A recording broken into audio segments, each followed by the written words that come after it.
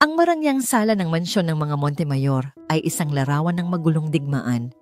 Ang amoy ng natapong gatas ay humahalo sa matamis na samyo ng mamahaling leather na sofa sa ibabaw ng Persian rug na ang halaga ay kayang bumuhay ng isang pamilya. Sa loob ng isang taon ay nagkalat ang mga piraso ng nabasag na laruan at mga mumo ng biskwit.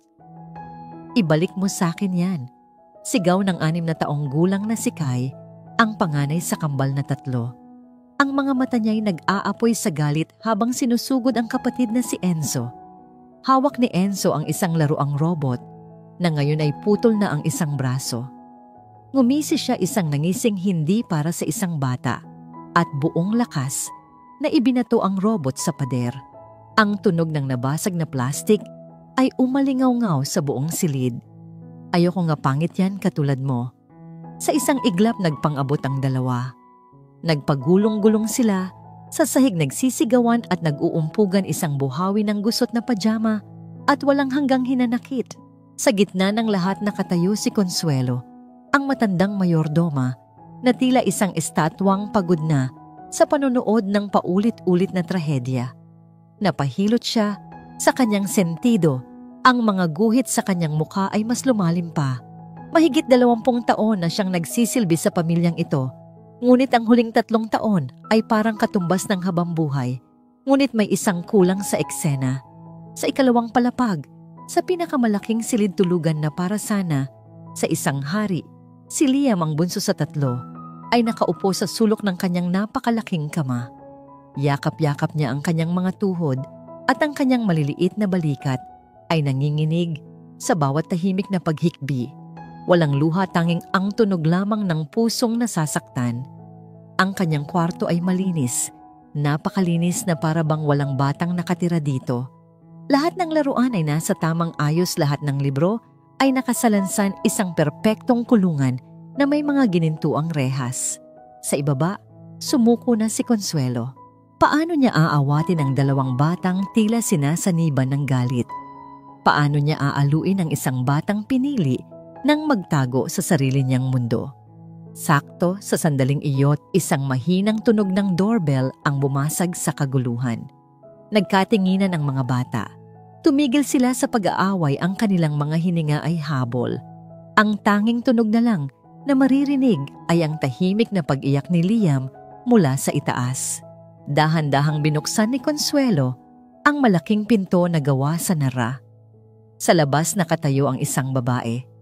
Simple lamang ang kanyang suot na bestida, malinis ang kanyang sapatos, at ang kanyang mahabang itim na buhok ay nakatali sa isang simpleng tirintas. Ang kanyang mukha ay kalmado, ang kanyang mga mata ay malalim at tila nakikita ang lahat. Siya si Michelle Reyes. "Magandang umaga po." Bati ni Michelle, ang kanyang boses ay mahinahon ngunit malinaw. "Ako po si Michelle, ang aplikante para sa posisyon ng nani." Tiningnan siya ni Consuelo mula ulo hanggang paa. Siya na ang ika-8 aplikante sa loob ng wala pang 2 taon. Ang iba'y tumagal lang ng 1 linggo, ang pinakamatagal ay 2 buwan. Sa isip ni Consuelo, hindi aplikante ang nasa harap niya kundi isang bagong biktima. "Tuloy ka, Hija," sabi niya na may halong awa sa kanyang boses. Pagpasok ni Michelle, ang unang bumungad sa kanya ay ang larawan ng digmaan. Ngunit hindi siya natinag. Ang kanyang mga mata ay hindi napunta sa nagkalat na gamit o sa mamahaling palamuti. Napunta ang mga ito sa 2 bata sa sahig. Nakita niya ang galit sa mata ni Kai, ang pagsuway sa mukha ni Enzo, at sa likod ng lahat ng yon, ang matinding kalungkutan. Sila si Kai at Enzo. Mahinang sabi ni Consuelo. Ang bunso si Liam ay nasa taas. Tumango si Michelle. Dahan-dahan siyang lumapit sa 2 bata. Hindi siya nagsalita. Yumuko lamang siya at pinulot ang nabasag na robot. Tiningnan niya ito, sinusuri ang pinsala. "Sira na yan," sabi ni Kai na may diin. "Oo nga," sagot ni Michelle, ang kanyang boses ay malambing. "Pero siguro kung susubukan, pwede pa nating ayusin." Nagkatinginan ang magkapatid na guguluhan sa reaksyon ng babae. Sanay sila sa sigaw sa sermon sa mga tagapag-alaga na sumusuko agad. Hindi sila sanay sa ganitong klaseng kapayapaan. Nasa opisina ang senyor. Sabi ni Consuelo, pinuputol ang sandali. Hinihintay ka na niya. Ang opisina ni John Montemayor ay tila isang kuweba. Madilim ang kahoy na kasangkapan, amoy leather at lumang papel, at ang tanging liwanag ay nagmumula sa laptop na nasa harap niya. Hindi man lang siya nagangat ng tingin nang pumasok si Michelle. Mr. Montemayor, narito na po ang aplikante. Anunsyo ni Consuelo. Umupo ka. Sabi ni John, ang kanyang mga mata ay nakapako pa rin sa screen. Ang kanyang boses ay malamig, walang emosyon, tulad ng isang makina. Naupo si Michelle sa silyang nasa harap ng malaking mesa. Hinintay niya. Lumipas ang 1 minuto. 2, 3. Patuloy lang si John sa pagtipa sa kanyang keyboard. Isa itong laro ng kapangyarihan, isang pagsubok, at alam yon ni Michelle. Ngunit nanatili siyang kalmado, ang kanyang mga kamay ay payapang nakapatong sa kanyang kandungan. Sa wakas nagsalita siya, ngunit hindi pa rin tumitingin. Experience. 3 taon po sa pag-aalaga sa mga pamangkin ko sa probinsya at lisensyadong guro po ako ng elementarya. Doon bahagyang natigilan si John sa pagtipa. Anong nangyari sa pagtuturo mo? Nagsara po ang maliit na eskwelahan na pinagtuturuan ko.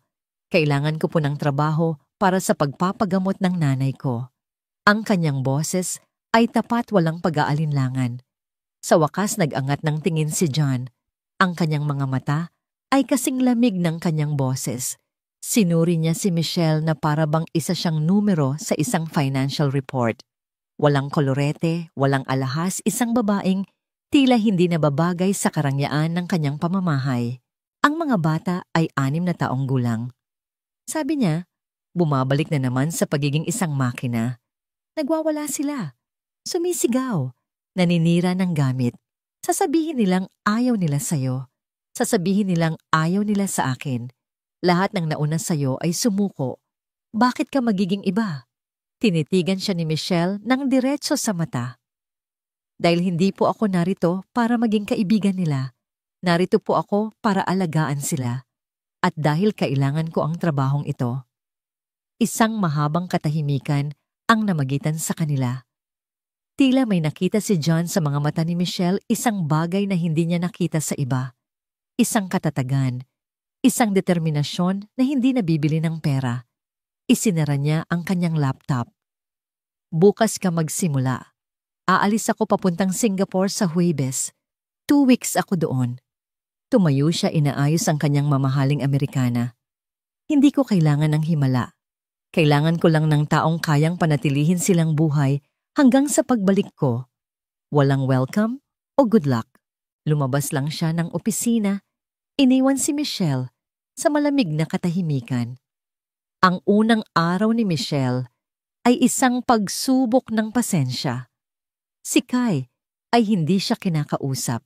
Si Enzo ay patuloy na naghahamon, tinapunan ng juice ang kanyang palda.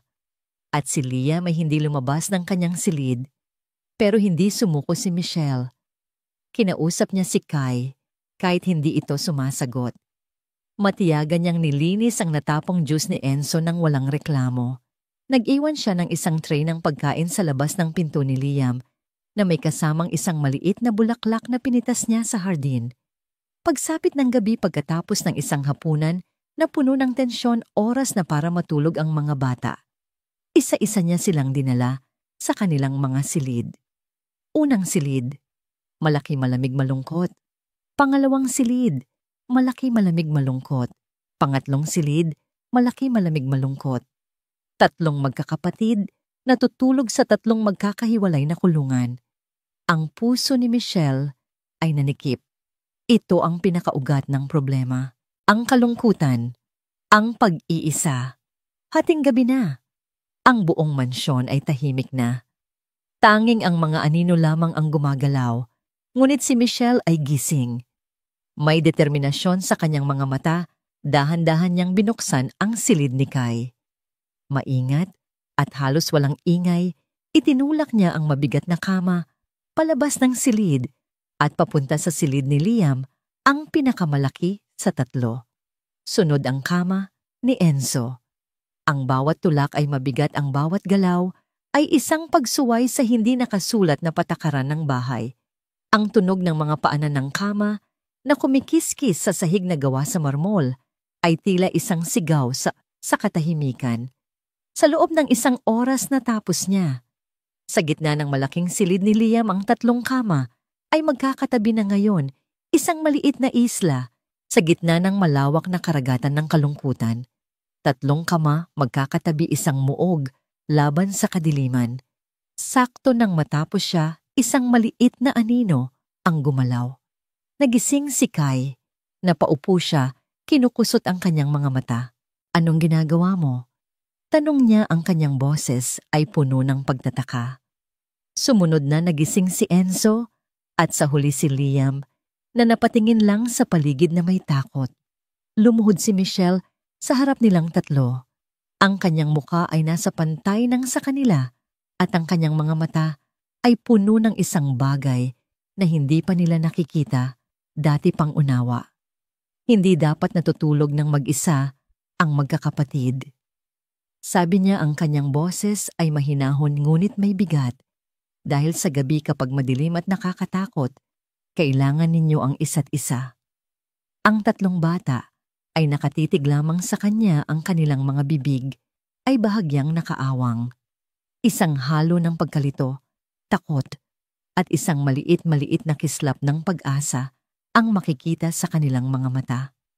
Sa katahimikan, isang napakahinang boses ang bumasag dito. Si Liam. Pero bulong niya ang kanyang mga mata ay nakatingin sa sahig. Magagalit si Papa. 2 araw bago ang kanyang nakatakdang pag-uwi, dumating si John Montemayor. Walang pasabi, walang tawag.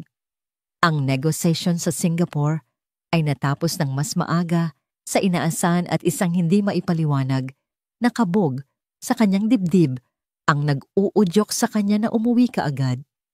Isang pakiramdam na may kailangan siyang makita, isang bagay na matagal na niyang hindi napapansin. Pagpasok niya sa malaking pinto ng mansyon, ang unang bumungad sa kanya ay hindi ang karaniwang sigawan, iyakan o tunog ng nababasag na gamit. Ang bumungad sa kanya ay isang nakabibinging katahimikan. Napahinto siya sa may pasukan, ang kanyang mamahaling leather briefcase ay tila naging singbigat ng bato sa kanyang kamay. Ang bahay ay malinis, masyadong tahimik. Para siyang pumasok sa isang museo, hindi sa isang tahanan kung saan may nakatirang 3 malilikot na bata. Consuelo! Tawag niya, ang kanyang boses ay tila kinain ng katahimikan. Walang sumagot. Dahan-dahan siyang naglakad papasok, ang tunog ng kanyang sapatos sa marmol na sahig ay tila isang malakas na kalabog. Bawat hakbang ay nagpapabigat sa kaba sa kanyang dibdib. Nasaan ang mga anak niya? Nasaan ang bagong nani? May nangyari bang masama? Umakyat siya sa 2 palapag patungo sa silid ng mga bata. Habang papalapit siya, may narinig siyang isang mahinang tunog. Hindi ito sigaw, hindi ito iyak. Ito ay isang bulong, isang malambing at payapang himig. Nanggagaling ito sa silid ni Liam. Nakatiklop ang pinto, may kaunting siwang lamang. Maingat at halos hindi humihinga, sumilip si John. At doon gumuho ang mundo niya. Nakaluhod sa gitna ng silid si Michelle, ang kanyang simpleng uniforme ay tila isang banal na kasuotan sa ilalim ng malamyos na ilaw ng lampara. Sa paligid niya nakaluhod din ang kanyang 3 anak. Si Kai ang laging galit, si Enzo ang laging mapanghamon, at si Liam ang laging takot. Ang maliliit nilang mga kamay ay magkakakapit sa harap ng kanilang mga dibdib. Ang kanilang mga mata ay nakapikit hindi dahil sa pagtulog, kundi dahil sa isang kapayapaan na hindi pa kailanman nakita ni John sa kanilang mga mukha. Maraming salamat po sa araw na ito. Ang malambing na tinig ni Michelle ay tila isang dasal. Salamat po sa pagkain na aming kinain at sa bubong na nagpoprotekta sa amin. Salamat po sa pagkain. Ulit ang tatlong musmos na tinig halos sabay-sabay. Naramdaman ni John na nanlambot ang kanyang mga tuhod. Napasandal siya sa pader para hindi matumba. Ngayon, patuloy ni Michelle, sabihin ninyo sa kanya kung ano ang nagpasaya sa inyo ngayong araw. Idinilat ni Kai ang isang mata, sumuluyap sa kanyang mga kapatid at muling ipinikit ito. Naging masaya po ako nung tinulungan ako ni Ate Michelle na ayusin yung robot ko. Mahina niyang sabi. Ako naman po naging masaya ako sa paglalaro sa hardin. Dagdag ni Enzo. Si Liam ang pinakatahimik sa tatlo, ang pinakamatagal bago nagsalita. Huminga siya ng malalim at nang magsalita siya ang kanyang boses ay tila isang himig na matagal nang ikinulong. Ako po, naging masaya po ako dahil hindi ko na po gaanong kinatatakutan ng dilim. Sa mga salitang yon, tila may bumigay sa loob ni John. Ang briefcase ay nalaglag mula sa kanyang kamay. Ang malakas na blag nito sa sahig ay bumasag sa kabanalan ng sandali. Automatikong napadilat si Michelle. Ang kanyang malalim na mga mata ay sinalubong ang mga mata ni John mula sa kabilang dulo ng silid. Sa loob ng 3 segundo na parang habambuhay, walang gumalaw, walang nagsalita. Napamulat din ang mga bata. Papa! Sigaw ni Enzo, biglang tumayo. Ngunit tila hindi maproseso ni John ang kanyang mga salita. Nanlalabo ang kanyang paningin. May mainit na likido na namumuo sa likod ng kanyang mga mata. Mr. Montemayor. Tumayo si Michelle nang may pambihirang grasya inaayos ang kanyang damit. Hindi po namin kayo inaasahan hanggang sa susunod na linggo. Ako. Nabasag ang boses ni John. Natapos ng maaga. Tumakbo sina Kai at Liam palapit sa kanya, ang kanilang maliliit na braso ay yumakap sa kanyang mga binti.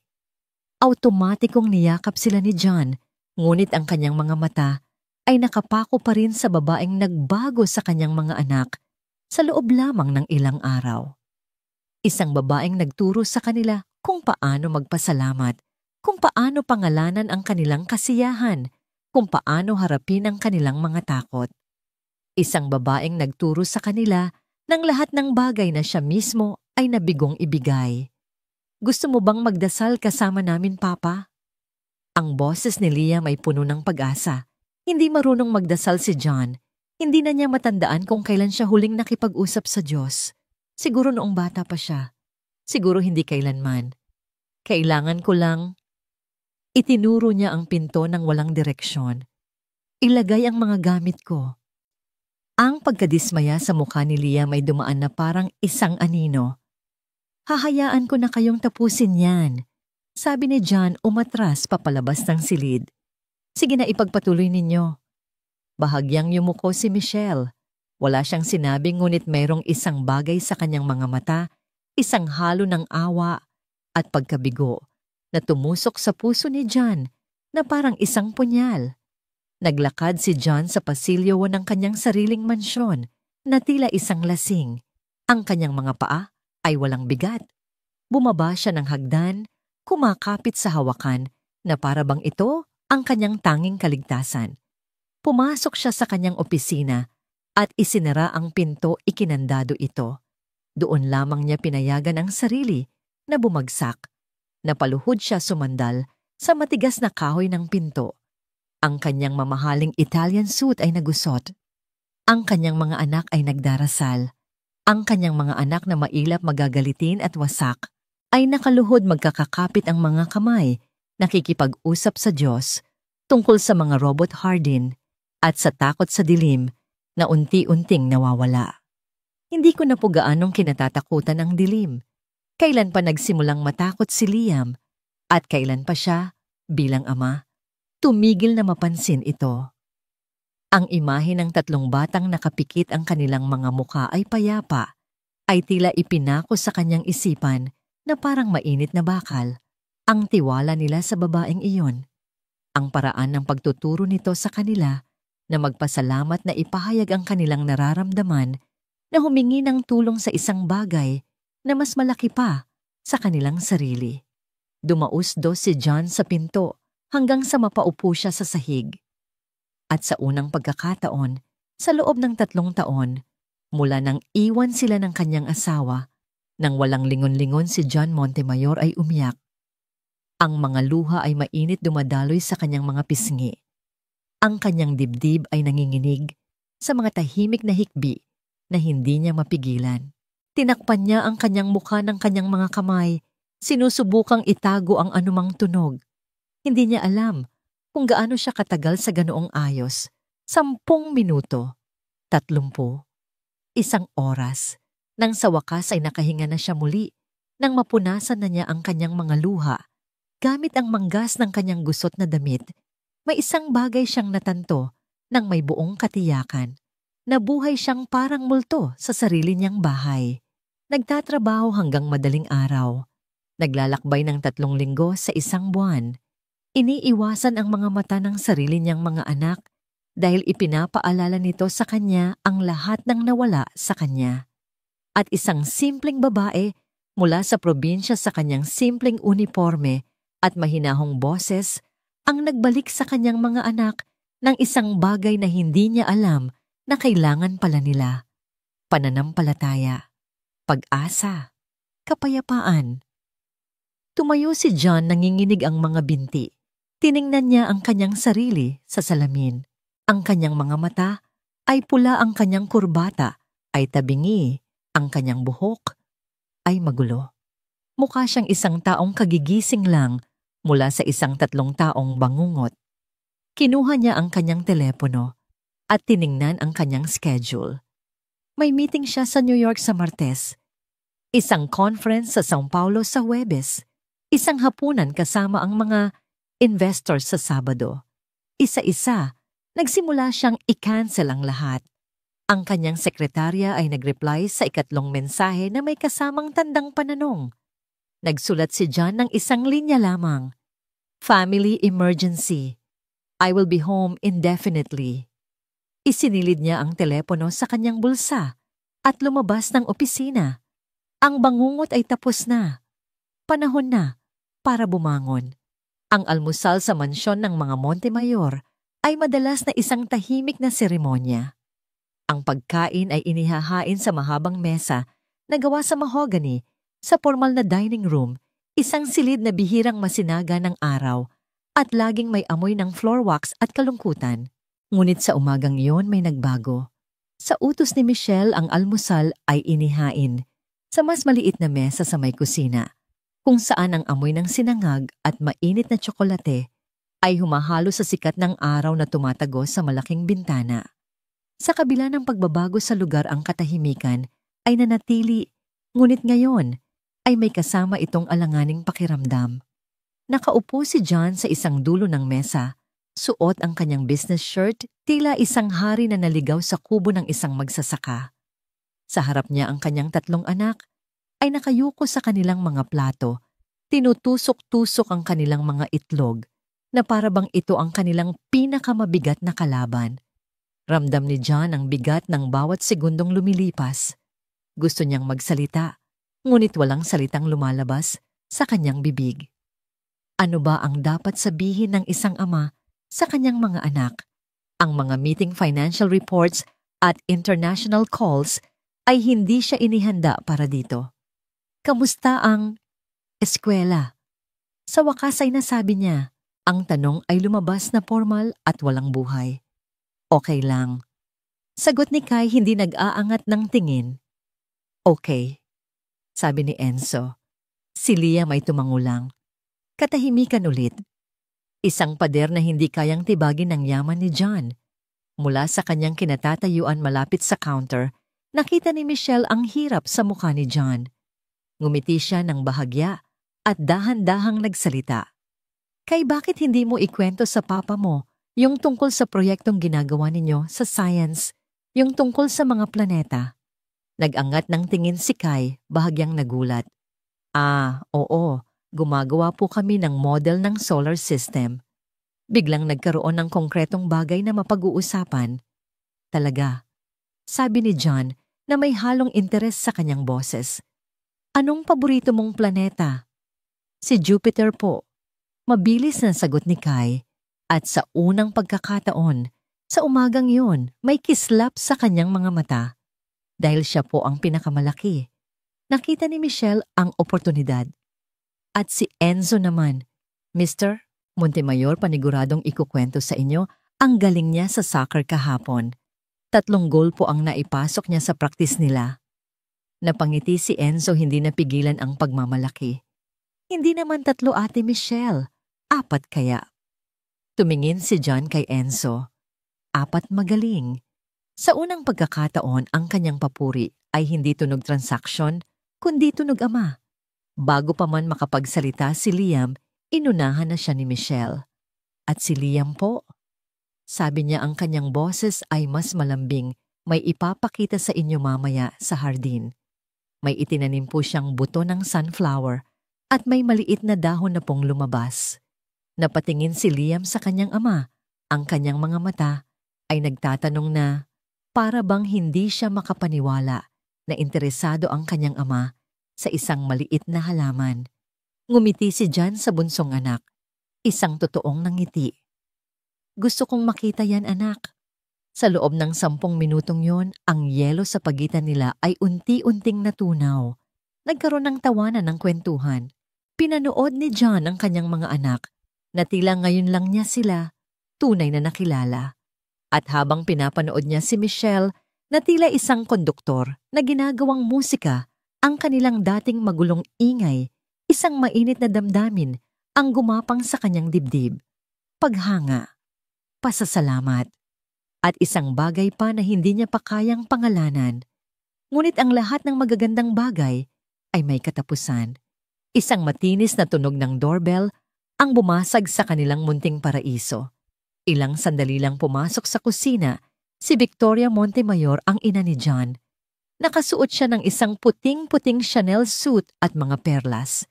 Ang kanyang tindig ay tila isang reyna at ang kanyang presensya ay nagpababa sa temperatura ng buong silid. Good morning. Bati niya, ngunit ang kanyang mga mata ay hindi nakangiti. Mama, gulat na sabi ni John. Hindi ka man lang nagsabi na darating ka. Kailangan ko pa bang magpaalam para bisitahin ang sarili kong anak at mga apo? Sabi niya habang isa-isang hinahalikan sa noo ang mga bata. Ang mga halik ay mabilis at walang init. Agad na nanigas ang mga bata sa kanilang mga upuan na wala ang kanilang mga ngiti. Pagkatapos ang mapanuring mga mata ni Victoria ay napunta kay John. John, anong nangyayari sa'yo? Mukha kang pagod. At bakit may mantsa ng lupa ang pantalon mo? Napatingin si John sa kanyang suot. Ito ang pantalon na ginamit niya kahapon sa paglalaro sa hardin kasama ang mga bata. Naglaro kami kahapon, ma. Tinaasan siya ng kilay ni Victoria. Naglaro. Ang salita ay lumabas sa kanyang bibig na para bang isang karumaldumal na krime. Pagkatapos ang kanyang tingin ay dumapo kay Michelle na tahimik na nakatayo sa isang tabi. Sinuri niya si Michelle mula ulo hanggang paa, isang mabilis at mapanghamak na sulyap na para bang si Michelle ay isang mantsa sa kanyang perpektong mundo. Magandang umaga po, Senyora Montemayor. Magalang na bati ni Michelle, hindi nagpatinag sa tingin ng matanda. Hindi siya sinagot ni Victoria. Sa halip muli itong bumaling kay John. John, halika sa library. May mahalaga tayong pag-uusapan. Ang kanyang tono ay hindi isang pakiusap, kundi isang utos. Sumunod si John, ramdam niya ang pagbabalik ng dating lamig sa kanyang sistema. Sa library kung saan ang mga libro sa estante ay tila palamuti lamang at hindi binabasa hinarap ni Victoria ang kanyang anak. Ano itong naririnig ko? Na kinansela mo ang lahat ng biyahe mo. Simula niya walang paligoy-ligoy. Tumawag sa akin ang assistant mo. Family emergency daw. Anong emergency? May sakit ba ang mga bata? Hindi, ma. Maayos sila. Sagot ni John. Ako ang emergency. Kailangan kong maging ama sa kanila. Isang mapaklang tawa ang kumawala sa bibig ni Victoria. Ama John, mayroon kang negosyo na kailangang patakbuhin, isang imperyo na kailangang palaguin. Iyan ang trabaho mo. Ang pagiging ama ay trabaho ng mga yaya. That's what they're paid for. Iba si Michelle. Oo, si Michelle. Ang pangalan ay lumabas sa kanyang bibig na may bahid ng dumi. Ang probinsyanang nagpapanggap na guro. Nakita ko ang records niya. John, ano ba ang ginagawa ng babaeng yan sa'yo? Hinahayaan mong isang estranghero ang magpaikot sa bahay na ito, ang guluhin ang isip mo. Hindi niya ginugulo ang isip ko, ma. Binubuo niya ang pamilya ko. Ang mga salita ay puno ng paninindigan, ngunit sa loob niya nagsisimula na siyang manghina. Ang kapangyarihan ni Victoria sa kanya ay isang kadenang matagal nang nakapulupot sa kanyang leeg. Lumapit si Victoria, ang kanyang boses ay bumaba sa isang mapanganib na bulong. Nakikita ko kung paano mo siya tingnan. Huwag kang maging tanga, John. Ang mga babaeng tulad niya ay mga mangangaso. Nakikita nila ang kahinaan at sinusuunggaban ito. At sa ngayon mahina ka. Hindi mo siya kilala. Hindi ko kailangang kilalanin siya. Ang kailangan ko lang malaman ay kung saan siya lulugar. Tinitigan ni Victoria ang kanyang anak. Nang diretso sa mata ang kanyang tingin ay kasing talim ng yelo. Nagkamali ka na noon sa pagpili ng asawa. Huwag mo nang ulitin ang pagkakamaling iyon sa pagpili ng isang yaya. Humakbang siya papalayo, patungo sa pinto. Bago siya lumabas, huminto siya at nagsalita nang hindi lumilingon. Ang kanyang boses ay kalmado ngunit puno ng banta. Huwag kang mag-alala, anak. Aayusin ko ito.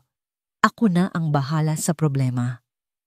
Pagkaalis ni Victoria, naiwan si John na nakatayo sa gitna ng malamig na library. Ang init na naramdaman niya kanina sa kusina ay ganap nang nawala, pinalitan ng pamilyar na ginaw ng kanyang obligasyon at ng mundo na kanyang ginagalawan. Sumilip siya sa bintana. Sa di kalayuan sa hardin, nakita niya si Michelle at ang 3 bata. Nagtatawanan sila habang dinidiligan ang munting sunflower ni Liam. Sila ay isang larawan ng purong kaligayahan. Isang kaligayahan na ngayon lang niya natikman. Isang kaligayahan na ngayon ay nasa panganib. Ramdam niya ang paghila sa magkabilang direksyon, ang bagong mundong ipinapakita sa kanya ni Michelle at ang lumang mundong ipinipilit sa kanya ng kanyang ina. At sa sandaling iyon, naramdaman niya ang dahan-dahang pagbali ng mga unang piraso ng kanyang bagong tuklas na mundo. Sa pinakalikurang bahagi ng malawak na hardin ng mansyon, nakatago sa likod ng isang pader na nababalutan ng makakapal na baging, ay isang istrukturang matagal nang kinalimutan ng panahon, isang greenhouse. Ang mga salamin nito'y malabo na dahil sa alikabok ng maraming taon at sa loob ang mga tuyot na halaman ay tila mga kalansay na nag-aabang. Para sa iba, ito'y isang basura. Ngunit para kay Michelle, isa itong pagkakataon. Isang hapon dinala niya roon ang mga bata. Ano to ang pangit dito? Reklamo agad ni Enzo, sinisipa ang isang basag na paso. Pangit ngayon. Sagot ni Michelle, ang kanyang mga mata ay nagniningning. Pero isipin ninyo, pwede nating itong gawing isang lihim na hardin. Isang lugar na para lang sa ating 4. Dito pwede tayong magtanim, pwede tayong magdumi, at pwede nating sabihin ang lahat ng nararamdaman natin nang walang huhusga. Ang ideya ng isang lihim na lugar ay pumukaw sa interes ng mga bata. Sa mga sumunod na araw, ang abandonadong greenhouse ay naging sentro ng kanilang mundo. Tinulungan sila ni Michelle na linisin ang lugar. Nagtanggal sila ng mga tuyong damo, nagwalis ng alikabok, at naghanda ng mga paso para sa mga bagong halaman. Isang Sabado ng hapon, habang abala sila sa paglilipat ng lupa, dumating si John. Nakasuot pa rin siya ng kanyang pang-opisina na damit, ngunit wala na ang kanyang Amerikana at nakarolyo na ang manggas ng kanyang puting polo. Sa una, nanood lang siya mula sa malayo nakasandal sa hamba ng pinto, isang estranghero na sumisilip sa isang mundong hindi niya kinabibilangan. Papa, halika. Tawag ni Kai, Ang kanyang mga kamay at mukha ay puno ng lupa. Nag-alinlangan si John. Marumi dyan. Kaya nga masaya, Papa. Sigaw ni Enzo. Tumingin si John kay Michelle.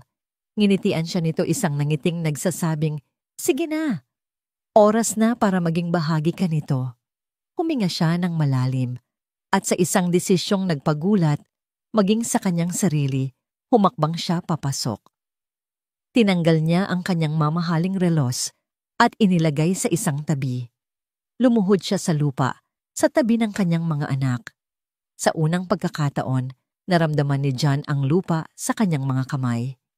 Naramdaman niya ang sikat ng araw sa kanyang batok nang walang iniisip na business meeting. Nakipaghabulan siya sa mga anak niya sa paligid ng mga paso. Pininturahan nila ng iba't ibang kulay ang mga lumang paso at sa gitna ng tawanan at harutan, mas maraming pintura ang napunta sa kanilang mga damit kaysa sa mga paso. Habang pinapanood sila ni Michelle, nakita niya ang totoong John, hindi ang bilyonaryong CEO, kundi ang isang ama na sabik makipaglaro sa kanyang mga anak. Ang kanilang mga mata ay madalas na nagtatagpo sa gitna ng masasayang sigaw ng mga bata. Isang ngiti dito, isang tango doon. Walang salitang namamagitan, ngunit ang kanilang mga puso ay nag-uusap sa isang lengguwaheng sila lang ang nakakaintindi. Sa isang saglit habang sabay nilang inaabot ang isang pala, ang kanilang mga kamay ay nagdikit. Isang kuryenteng dumaloy sa kanilang dalawa. Mabilis, ngunit hindi maikakaila. Agad nilang binawi ang kanilang mga kamay, kapwa namumula. Ngunit ang kanilang munting paraiso ay may nanonood. Mula sa bintana ng library, sa ikalawang palapag, nakatayo si Victoria Montemayor. Hawak ang isang tasa ng tsa. Ang kanyang mukha ay isang maskara ng matinding pagkadismaya. Ang eksenang nakikita niya ang kanyang anak na nagpapakababa, naglalaro sa putik, na tila isang ordinaryong tao, kasama ang isang babaeng malinaw na, higit pa sa isang yaya, ay isang insulto sa lahat ng pinaniniwalaan niya. Kinahapunan, habang nag-iisang nag-aayos si Michelle ng mga gamit sa hardin, lumapit si Victoria. Ang kanyang bawat hakbang sa damuhan ay tila may bigat at awtoridad. Magaling ka! Simula ni Victoria ang kanyang boses ay malamig at walang emosyon. Inaamin ko mas magaling ka kaysa sa inaasahan ko. Ginagawa ko lang po ang trabaho ko, senyora. Sagot ni Michelle, ramdam ang tensyon sa hangin. Trabaho, ito ba ang trabaho mo? Sabi ni Victoria, ang kanyang tingin ay matalim. Ang landiin ng amo mo, ang ipakitang para kang isang perpektong pamilya para makuha mo ang loob niya. Natigilan si Michelle. Hindi po yan totoo. Isang mapaklang tawa ang kumawala sa bibig ni Victoria. Lumapit pa siya, ang kanyang mukha ay ilang pulgada na lang mula kay Michelle. Ang kanyang boses ay bumaba sa isang mapanganib at mapanirang bulong. Huwag mo akong gawing tanga, iha. Alam na alam ko ang estilo ninyo.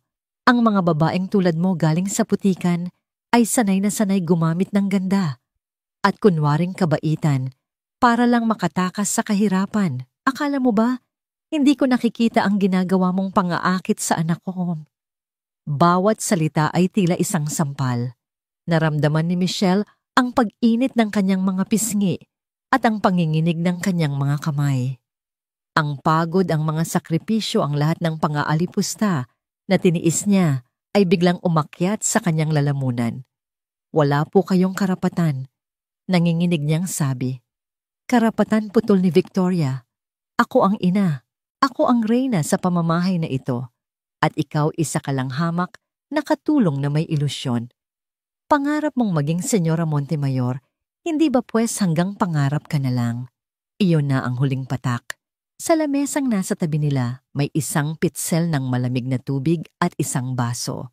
Sa isang kilos na hindi niya pinag-isipan, sa isang iglap na puno ng 3 taon nang hinanakit para sa mga bata.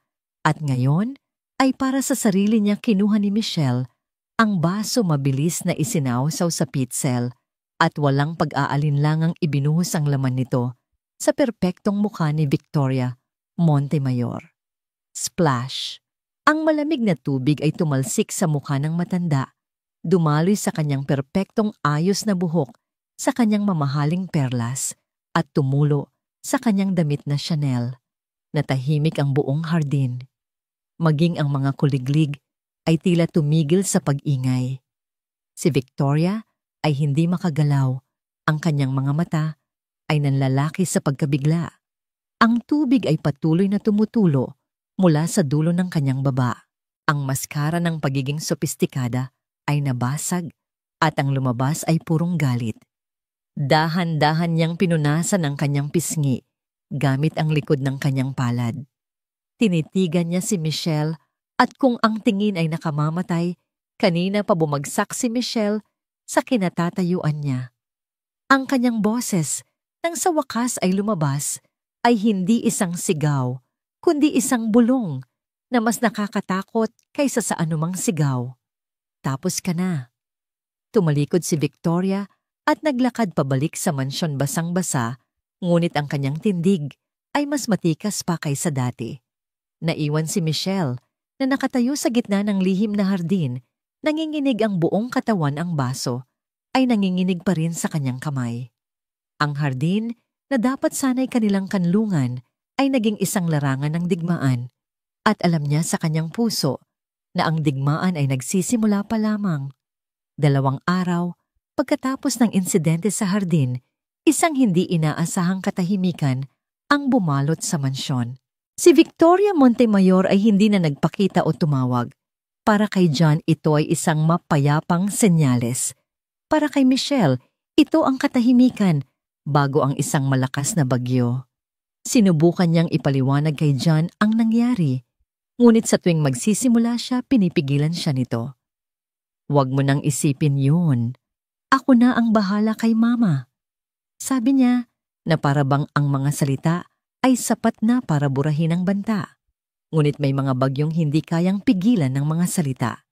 Isang Miyerkules ng hapon, habang tinutulungan ni Michelle ang mga bata sa kanilang takdang aralin sa library, isang pamilyar na boses ang bumasag sa kanilang konsentrasyon. Well. Anong meron tayo dito? Isang perpektong larawan ng isang masayang pamilya. Sabay-sabay silang napalingon. Nakatayo sa may pintuan ng library si Catherine, ang dating asawa ni John, ang ina ng mga bata. Nakasuot siya ng isang mamahaling pulang bestida na bumabagay sa kanyang perpektong katawan. Ang kanyang blonde na buhok ay nakaayos na, tila galing sa isang magazine, at ang kanyang ngiti ay kasing tamis ng lason. Ang epekto ng kanyang pagdating ay agaran. Nanigas si John sa kanyang kinauupuan. Ang lapis na hawak ni Kai ay nabitawan. Si Enzo ay napakunot noo, ang kanyang mukha ay nagpapakita ng pagkalito at pag-iingat. At si Liam sa isang sulok ay tila lalong lumiit ni yakap ang aklat na kanyang binabasa na parang isang kalasag. "Catherine," sabi ni John, ang kanyang boses ay naglalaman ng gulat at inis. "Anong ginagawa mo dito?" "Dinadalaw ko lang ang mga anak ko, mahal." Sagot niya. Ang salitang mahal ay sinadya niyang diinan. May masama ba doon? O baka naman may itinatago ka? Ang kanyang mga mata ay dumapo kay Michelle, isang tingin na puno ng pang-uuyam. Tumayo si Michelle, naramdaman niyang kailangan niyang protektahan ang mga bata mula sa tensyon na biglang pumuno sa silid. "Mga anak, tapusin na natin ito sa kusina. Gagawa tayo ng merienda." "Sandali," sabi ni Catherine. Ang kanyang boses ay tila isang matamis na patibong. Lumapit siya sa mga bata, lumuhod para maging kapantay nila. "Hindi niyo ba ako na-miss, mga anghel ko?" Inakman niyang yakapin si Kai, ngunit umiwas ito. "Hindi ka namin, nanay." Sabi ni Enzo. Ang kanyang mga salita ay matalas at direkta. Ang ngiti ni Catherine ay bahagyang naglaho, ngunit mabilis niya itong ibinalik. "Enzo, huwag kang ganyan. Of course I'm your mother." Tumingin siya kay Michelle. "Ano ba ang itinuturo mo sa mga anak ko?" Bago pa man makasagot si Michelle, si John na ang nagsalita. "Catherine, huwag mong idamay si Michelle. Halika sa opisina tayo mag-usap. Bakit natatakot ka bang marinig niya ang katotohanan? Sabi ni Catherine tumatayo. Na kahit anong gawin niya isang hamak na yaya lang siya, na ako pa rin ang ina, na ako pa rin ang asawa mo sa mata ng Diyos at ng batas. Hindi na tayo kasal, mariing sabi ni John. Hindi pa annulled, John. Tandaan mo yan. Ngumisi si Catherine. Lumakad siya palapit kay Michelle. Tinitingnan ito mula ulo hanggang paa. Ang amoy ng kanyang mamahaling pabango ay tila nakakasakal. So ikaw pala si Michelle. Sabi niya ang kanyang boses ay mapanlin lang na palakaibigan. Narinig ko ang lahat tungkol sa'yo mula sa biyenan ko. Ang milagrong ginawa mo raw sa mga Senyora Catherine na lang. Total mukhang magiging pamilyar naman tayo sa isa't isa. Muli siyang ngumisi. Alam mo, pinasasalamatan ko ang ginawa mo. Talagang nahirapan akong humanap ng matinong tagapag-alaga para sa mga anak ko. Pero ngayon na bumalik na ako.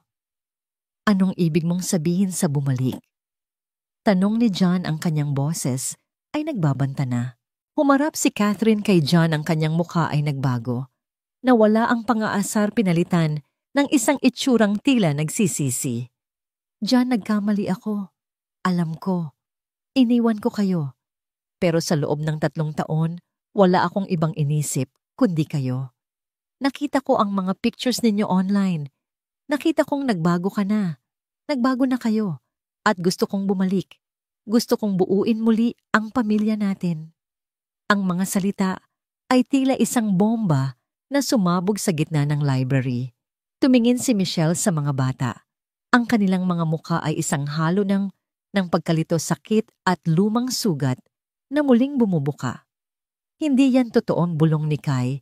Sapat na lakas para marinig ng lahat. Iniwan mo kami. Kay anak, sinabi niya hindi yan totoo. Sigaw ni Enzo at sa isang iglap, kinuha niya ang isang makapal na libro mula sa mesa at ibinato sa direksyon ni Catherine. Mabilis na kumilos si Michelle. Itinulak niya si Catherine para umiwas at ang libro ay tumama sa pader sa likuran nila. Ense, sigaw ni John. Ayoko sa kanya. Palayasin mo siya. Umiiyak na sigaw ni Enzo, tumakbo palabas ng library, sinundan ni Kai. Si Liam na kanina patahimik ay biglang tumayo. Ang kanyang mukha ay basang-basa ng luha. Tumingin siya kay Catherine, pagkatapos ay kay John, at sa huli kay Michelle. Walang salitang lumabas sa kanyang bibig. Tumakbo lang siya, hindi papalabas, kundi papunta kay Michelle at mahigpit na yumakap sa mga binti nito na para bang ito ang kanyang tanging kanlungan sa gitna ng bagyo. Naiwan sa library ang 3 matatanda. Ang hangin ay mabigat sa mga hindi masabing salita at mga pusong nasasaktan. Tumingin si Catherine kay Michelle na ngayon ay yakap-yakap si Liam. Ang kanyang mga mata ay nag-aapoy sa selos at galit. Tingnan mo ang ginawa mo. Sabi niya, ang kanyang boses ay nanginginig sa pinipigilang galit. Inagaw mo ang mga anak ko. Hindi ko sila inagaw. Mahinahong sagot ni Michelle habang hinahaplos ang buhok ni Liam. Minahal ko sila nung panahong wala ka. Isang bayarang pagmamahal, sabi ni Catherine na may pang-aalipusta. Sapat na, Catherine, sabi ni John, ang kanyang pasensya ay ubos na. Umalis ka na. Ngayon na. Hindi ako aalis hanggat hindi natin ito napag-uusapan ng maayos. Tumingin siya kay John. Ito ba ang gusto mo, John? Ang ipagpalit ang ina ng mga anak mo sa isang katulong? Isipin mo ang eskandalo. Isipin mo ang reputasyon ng pamilya. Ang iniisip ko lang ay ang kapakanan ng mga anak ko, sagot ni John. At sa ngayon, ang kapakanan nila ay ang paglayo mo sa kanila. Sa unang pagkakataon, nakita ni Michelle ang isang bagay sa mga mata ni Catherine na hindi lang galit, takot. Takot na tuluyan nang mawala sa kanya ang lahat. Hindi pa ito tapos, John. Sabi ni Catherine, ang kanyang boses ay isang pangako. Tumingin siya kay Michelle, isang tinging nagbabanta. At para sa'yo, Yaya, tandaan mo kung saan ka lulugar. Tumalikod siya at nagmarcha palabas ng library. Ang kanyang pulang bestida ay tila isang bandila ng digmaan. Nang makaalis na siya, bumagsak ang katawan ni John sa isang silya na pahawak sa kanyang ulo na para bang sasabog ito. Lumapit si Michelle, buhat-buhat pa rin si Liam na ayaw bumitaw. John. Nag-angat siya ng tingin, ang kanyang mukha ay puno ng pagod at pagsisisi. Patawad, Michelle. Hindi mo dapat maranasan to. Tiningnan ni Michelle ang pinto kung saan lumabas si Catherine, pagkatapos ay ang lalaking nasa harap niya. Alam niya na ang pagbabalik ng multo mula sa nakaraan ay simula pa lamang. At siya, ang hamak na yaya, ay nasa gitna ng lahat. Ang laban para sa puso ng mga bata at para sa puso ni John ay opisyal nang nagsimula. Ang pagdating ni Catherine ay nag-iwan ng isang nakalalasong hamog sa mansyon. Ang dating sigla ng mga bata ay napalitan ng pag-aalala. Bawat tunog ng doorbell ay nagpapakaba sa kanila sa takot na ang babaeng may matamis na ngiti at malamig na mga mata ay muling magpakita. Isang Biyernes ng umaga, habang nag-aalmusal, isang hindi inaasahang bisita ang dumating para kay Michelle. Siya si Leo, ang kanyang kababata at dating manliligaw mula sa probinsya. Isang simpleng lalaki na may tapat na ngiti at mga matang puno ng pag-aalala. Michelle, pasensya na kung bigla akong sumulpot, sabi ni Leo habang iniaabot ang isang bayong na puno ng mga manggang pinitas mula sa kanilang bakuran. Nabalitaan ko kasing isinugod daw sa ospital si Tia Elena. Nag-alala ako. Si John, na sakto namang pababa ng hagdan, ay natigilan. Nakita niya ang lalaking kausap ni Michelle. Nakita niya ang pamilyaridad sa kanilang mga ngiti, ang pagiging komportable nila sa isa't isa. Isang bagay na hindi kailanman magiging kanila. Si Leo ay ang mundong pinanggalingan ni Michelle. Isang mundong simple, tapat at hindi niya kayang pasukin. Sino siya? Tanong ni John. Ang kanyang boses ay mas malamig kaysa sa inaasahan niya nang makalapit siya sa kanila. John, si Leo po, kaibigan ko. Pakilala ni Michelle. Leo, si Mr. Montemayor ang amo ko. Isang karangalan po, sir, sabi ni Leo. Inilahad ang kanyang kamay na magaspang dahil sa pagtatrabaho sa bukid. Tinanggap ni John ang kamay, isang mabilis at formal na pakikipagkamay. Ang selos, isang damdaming matagal na niyang hindi naramdaman, ay tila isang asidong kumakain sa kanyang sikmura. Ang lalaking ito ay maaring bisitahin ng ina ni Michelle sa ospital. Ang lalaking ito ay maaring magdala sa kanya ng mangga mula sa kanilang bayan. Ang lalaking ito ay bahagi ng buhay ni Michelle sa paraang hindi niya kailanman magagawa. Samantala, sa isang mamahaling coffee shop sa Makati, isang ibang klaseng alyansa ang nabubuo.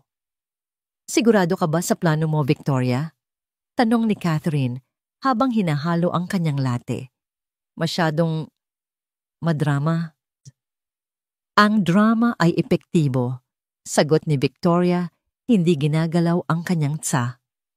Kailangan nating ipakita kay John na ang babaeng yun ay hindi lang isang banta sa reputasyon natin, kundi isang panganib sa mga bata.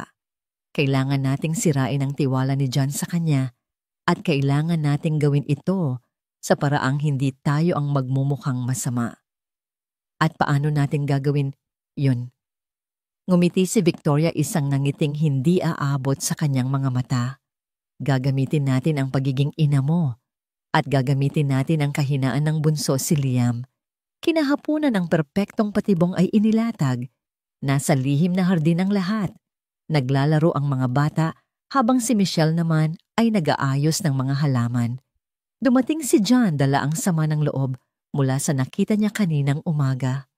Ang kanyang pakikitungo kay Michelle ay malamig at may distansya. Biglang pumasok si Catherine. Sa hardin, ang kanyang mukha ay puno ng pekeng pag-aalala. John, mga anak, nabalitaan ko kay Consuelo na paborito ninyong maglaro dito. Pwede ba akong sumali? Bago pa man may makasagot, inilabas niya ang isang malaking bola. Tingnan niyo, bagong bola para sa inyo. Si Enzo na mahilig sa bola ay agad na naakit. Nag-umpisa silang maglaro si Catherine, Enzo at Kai. Si John ay nanonood lang sa isang tabi habang si Michelle naman ay nakaupo sa tabi ni Liam na abala sa pagguhit. "Tingnan mo, Liam, sipa mo ang bola," sigaw ni Catherine. Umiling si Liam. "Ayoko po. Magdodrawing lang kami ni Ate Michelle." Nakita ni Catherine ang pagkakataon. Tumingin siya kay Victoria na ngayon ay nakatayo na pala sa may pinto ng greenhouse, isang tahimik na manonood. Nagpalitan sila ng isang makahulugang tingin. "Sige na anak, isa lang," sabi ni Catherine at sinipa niya ang bola ng bahagya sa direksyon ni Liam. Ang bola ay tumama sa kamay ni Liam na tabig ang kanyang mga krayola. Hindi ito malakas, ngunit ito ay sapat na. Sa isang perpektong pag-arte, biglang umiyak si Liam. "Aray ang kamay ko," sigaw niya. "Liam," sabay na sigaw ni John at Michelle. Ngunit bago pa sila makalapit si Catherine na ang unang dumamba. "Diyos ko anak, anong nangyari? Halika dito kay Mommy."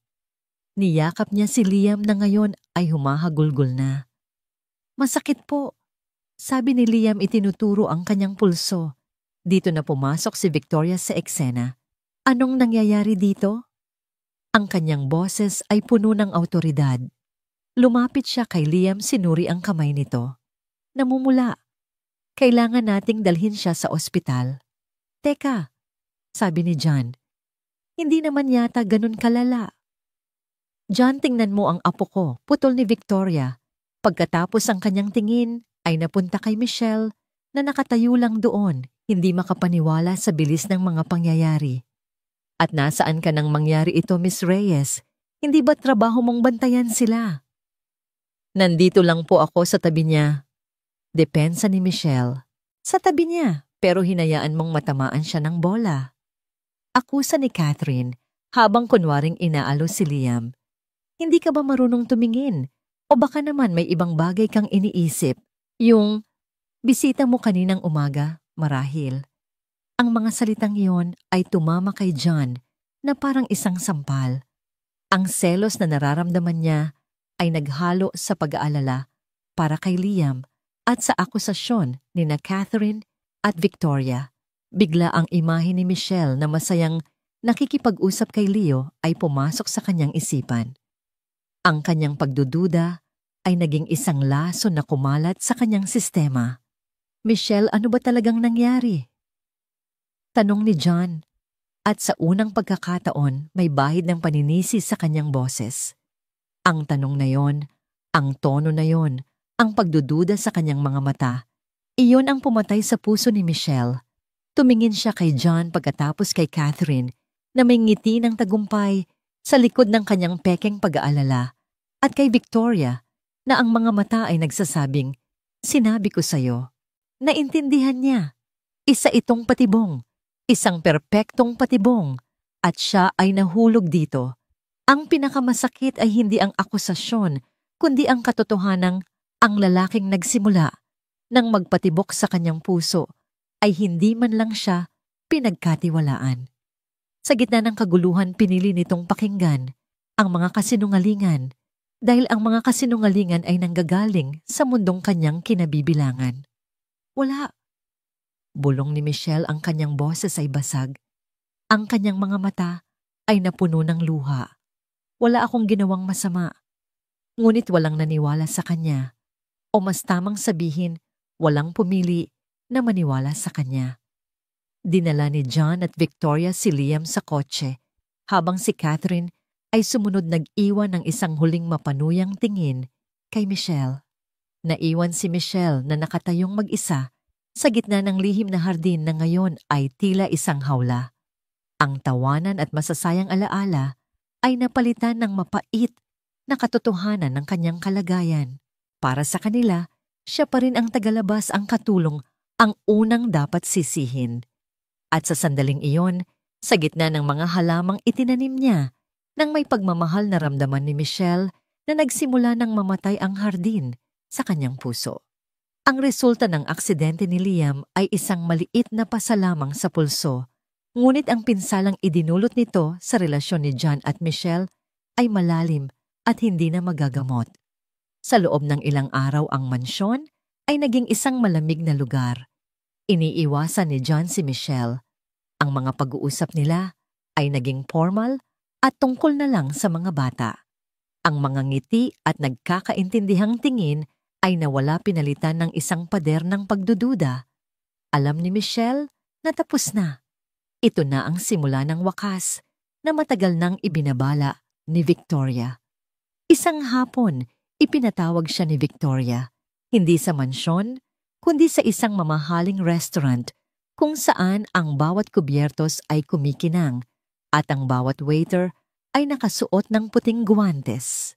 Nakaupo si Victoria sa isang pribadong sulok kalmado at elegante na tila isang reyna sa kanyang trono.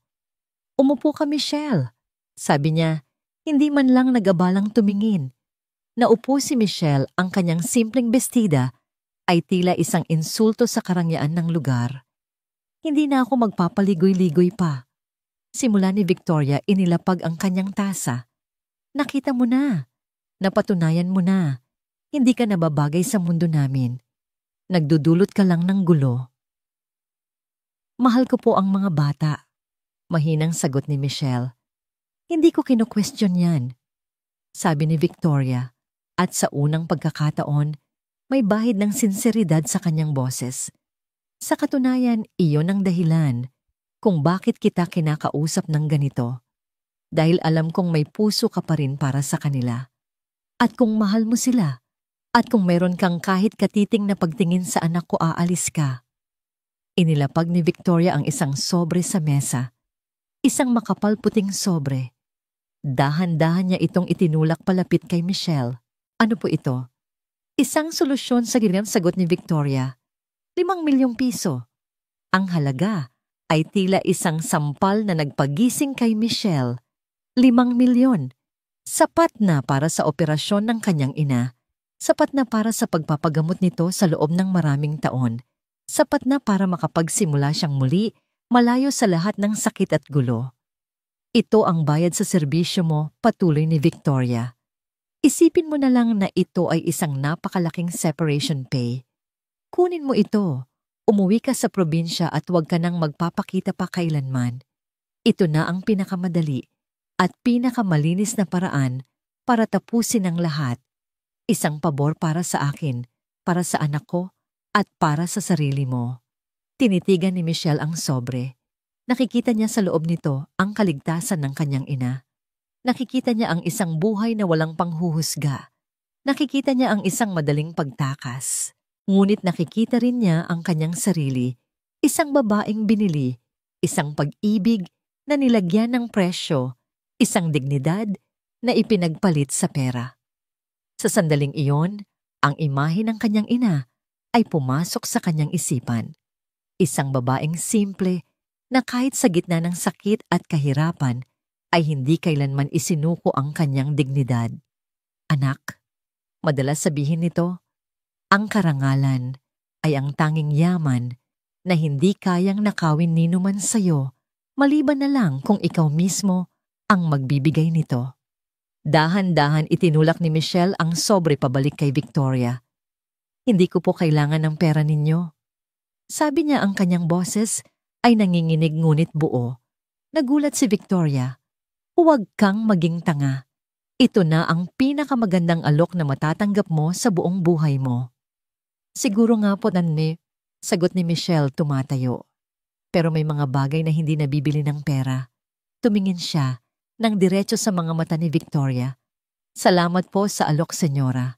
Pero mas pipiliin ko pong umalis nang walang-wala kaysa manatili sa isang mundong ang tingin sa pagkatao ko ay may katumbas na presyo."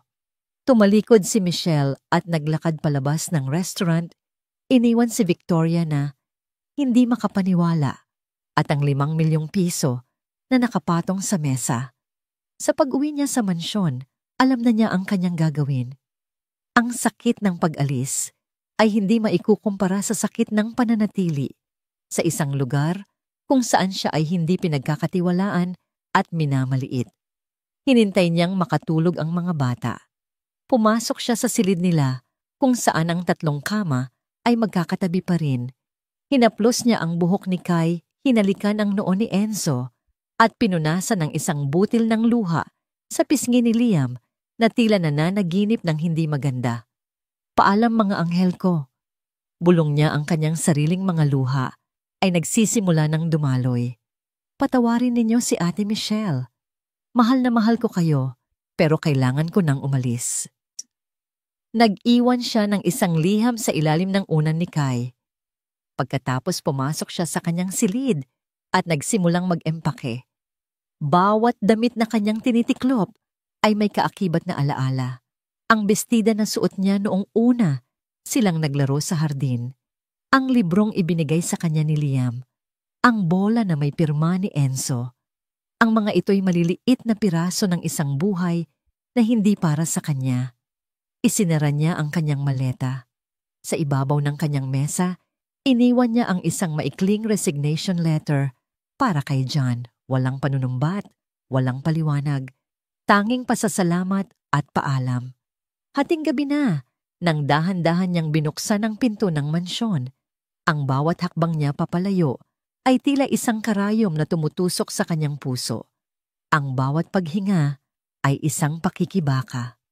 Nang makarating siya sa gate, lumingon siya sa huling pagkakataon. Ang mansyon ay isang malaking anino. Sa ilalim ng buwan, isang ginintuang hawla na puno ng mga nasirang pangarap. Sa isang bintana sa ikalawang palapag, nakita niya ang isang liwanag.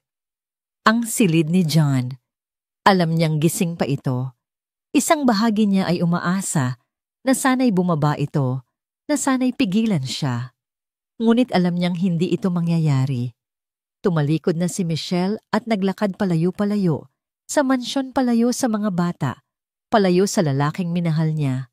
Dala niya ang kanyang maleta at sa loob ng kanyang puso, ang bigat ng isang desisyong alam niyang tama, ngunit napakasakit. Naglakad siya sa madilim na kalsada, patungo sa isang kinabukasang hindi niya alam, tanging ang halaga ng kanyang dignidad ang nagsisilbing tanglaw. Dumating si John sa mansyon pasado, hating gabi pagod, mula sa isang hapunan, kasama ang mga investors na hindi niya naman talaga gustong puntahan. Ang tanging nasa isip niya ay ang makita ang nangiti ni Michelle, isang nangiting nagsisilbing liwanag sa magulo niyang mundo nitong mga nakaraang araw. Ngunit ang bumungad sa kanya ay isang malamig at madilim na pasilyo. May mali. Ramdam niya ito sa hangin. Masyadong tahimik. Umakyat siya sa ikalawang palapag. Ang unang pinuntahan niya ay ang silid ng mga bata. Tulog na sila, ngunit tila balisa. Niyakap ni Kai ang isang unan na may bakas ng luha. Nananaginip si Enzo bumubulong ng mga salitang hindi maintindihan. Si Liam ay nakabaluktot na tila isang bolang takot. Pagkatapos, tinungo niya ang silid ni Michelle. Nakasara ang pinto. Kumatok siya ng mahina. Michelle! Walang sumagot. Kumatok siya ulit mas malakas. Michelle, gising ka pa ba? Nang wala pa ring tugon, dahan-dahan niyang pinihit ang seradura. Hindi ito nakalak. Binuksan niya ang pinto. Ang silid ay halos walang laman. Ang aparador ay nakabukas, nagpapakita ng mga hungkag na espasyo. Ang mga personal na gamit sa ibabaw ng mesa, isang maliit na florera, ilang libro, isang litrato ng kanyang ina, ay wala na. Maliban sa isang bagay, isang puting sobre na nakapatong sa gitna ng kama. Nakasulat dito ang kanyang pangalan, John. Nanginginig ang mga kamay niya habang binubuksan ito. Ang sulat ay maikli lamang. John, maraming salamat sa pagkakataon. Patawad kung kailangan kong umalis ng ganito. Alagaan mo sanang mabuti sina kay Enzo at Liam. Sila ang pinakamahalagang kayamanan sa mundong ito. Nagpapasalamat Michelle, bawat salita ay tila isang suntok sa kanyang sikmura. Walang paliwanag, walang panunumbat, tanging isang malamig at pinal na pamamaalam. Umikot ang kanyang mundo. Tumakbo siya palabas ng silid pababa ng hagdan, hindi alintana ang pag-ingay. Consuelo, nasaan si Michelle? Lumabas si Consuelo mula sa kanyang silid na gugulumihanan. Senyor, umalis na po siya. Mahigit 1 oras na po ang nakalipas. Saan siya nagpunta? Bakit hindi mo ako tinawagan? Hindi po namin alam, senyor. Nag-iwan lang po siya ng sulat at umalis na. Umalis na. Ang mga salitang yon ay umalingaw-ngaw sa kanyang isipan. Hindi. Hindi pwede. Tumakbo si John palabas ng mansyon papunta sa kanyang kotse. Hindi niya alam kung saan siya pupunta. Terminal ng bus paliparan. Hindi niya alam, ngunit kailangan niyang gawin ang isang bagay. Hindi niya hahayaang matapos ito ng ganito. Habang minamaneho niya ang kotse sa madilim na kalsada, biglang bumuhos ang malakas na ulan. Ang mga patak ay humahampas sa windshield na para bang nakikidalamhati sa galit at pagkalito sa kanyang puso. Ang mga ilaw ng poste ay nanlalabo tila mga luha ng syudad. Sa isang iglap sa di kalayuan sa ilalim ng ilaw ng isang waiting shed, sa gilid ng kalsada, may nakita siyang isang pamilyar na anino. Isang babaeng nakatayo, yakap ang sarili, laban sa lamig sa tabi ng isang maleta. Si Michelle. Mabilis niyang itinigil ang kotse sa gilid ng kalsada at bumaba. Hindi niya inalintana ang malakas na ulan na agad bumasa sa kanyang mamahaling damit. Tumakbo siya palapit dito. Michelle. Napalingon si Michelle, ang kanyang muka ay puno ng gulat at sakit. Ang kanyang buhok at damit ay basang-basa na rin. Anong ginagawa mo dito? Tanong niya, ang kanyang boses ay nanginginig dahil sa lamig at sa mga emosyong hindi masabi. Bakit ka umalis? Sigaw ni John, ang kanyang boses ay nangingibabaw sa ingay ng ulan. Bakit mo kami iniwan? Isang mapaklang tawa ang kumawala sa bibig ni Michelle. Iniwan, John, matagal na ninyo akong itinaboy. Itinaboy ako ng ina mo. Itinaboy ako ng nakaraan mo. At higit sa lahat, itinaboy ako ng pagdududa mo. Hindi kita pinagdudahan. Hindi ba? Sigaw niya, pabalik ang mga luha ay humahalo na sa ulan sa kanyang pisngi. Nasaan ka noong inaakusahan nila ako? Nasaan ka noong kailangan ko ng isang taong maniniwala sa akin? Ang nakita ko lang sa mga mata mo ay ang parehong paghuhusga na nakikita ko sa mga mata nila. Pinili mong paniwalaan ang kasinungalingan dahil mas madali iyon, dahil yun ang nararapat sa isang tulad ko. Hindi yan totoo. Totoo yun at alam mo yan. Sumbat niya. Dahil ako, si Michelle ang yaya. At sila ang pamilya mo. Ako ang tagalabas. Ako ang panggulo. Aalisin mo rin ako balang araw, kaya inunahan na kita. Hindi kita aalisin, mahal kita. Ang mga salita ay lumabas mula sa bibig ni John nang hindi niya namamalayan isang katotohanang matagal nang nagtatago sa kanyang puso. Natahimik si Michelle. Natahimik ang buong mundo sa paligid nila, tanging ang bagsak ng ulan ang maririnig. Mahal ba yan? Ulit niya, ang kanyang boses ay basag. John, hindi mo alam ang kahulugan ng salitang yan. Ang pagmamahal ay pagtitiwala. Ang pagmamahal ay paninindigan. Hindi mo kayang ibigay sa akin ang mga yan dahil mas mahal mo ang pangalan mo, ang yaman mo, ang mundong hindi ako kailanman matatanggap. Mali ka.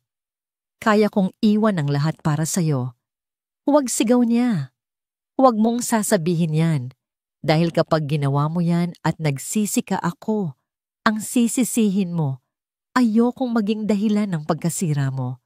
Mas gugustuhin ko pang masaktan ngayon kaysa habang buhay na maging anino ng mga bagay na isinuko mo para sa akin. Then hinawakan niya ang hawakan ng kanyang maleta.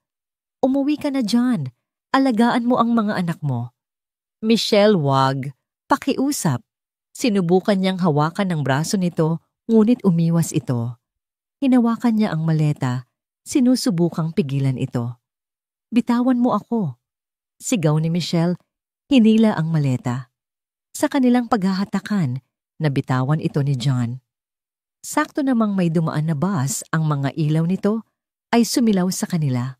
Huminto ito. Sa tapat ng waiting shed, bumukas ang pinto. Tumingin si Michelle kay John. Sa huling pagkakataon, ang kanyang mga mata ay puno ng sakit pag-ibig at isang pinal na pamamaalam. Paalam, John. Sumakay siya sa bus, isinara ang pinto. At dahan-dahang umandar ang bus, tinatangay palayo si Michelle hanggang sa ang kanyang anino ay nilamon na ng ulan at ng gabi.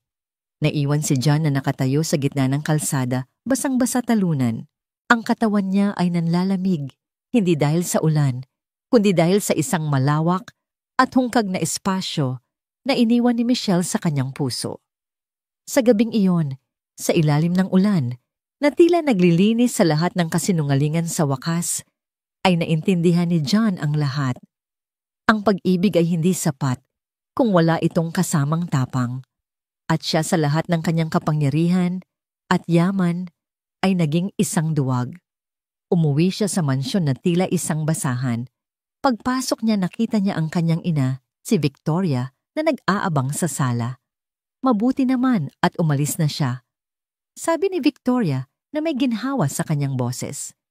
Hinarap siya ni John, ang kanyang mga mata ay nag-aapoy sa galit na hindi pa kailanman nakita ng kanyang ina. Ikaw, sabi niya ang kanyang boses ay isang mapanganib na bulong. Ikaw ang may kagagawan ng lahat ng ito. Pinoprotektahan lang kita. Pinoprotektahan. Sigaw ni John ang kanyang boses ay umalingaw-ngaw sa buong mansyon. Sinira mo ang buhay ko. Sinira mo ang pagkakataon kong maging masaya. Para saan? Para sa pangalan. Para sa reputasyon. Para sa isang mundong walang laman at puro pagkukunwari. John, anak, huwag mo akong tawaging anak. Sigaw niya iya at sa unang pagkakataon, nakita ni Victoria ang takot sa mga mata ng kanyang sariling anak. Dahil sa'yo, naging katulad mo ako. Isang taong walang puso. Isang taong mas pinahahalagahan ang pera kaysa sa tao. Tingnan mo ang nangyari sa akin. Iniwan ako ng asawa ko. Kinamumuhuyan ako ng mga anak ko. At ngayon, ang nag-iisang tao na nagpakita sa akin kung paano magmahal. Itinaboy nating lahat. Bumagsak si John sa kanyang mga tuhod, ang kanyang mga hikbi ay humahalo sa tunog ng kulog sa labas. Ito ang kanyang paglilinis, ang pag-amin sa lahat ng kanyang pagkakamali. At sa gitna ng kanyang pagkasira, isang bagay ang naging malinaw. Hindi pa tapos ang laban. Sisimulan pa lang niya.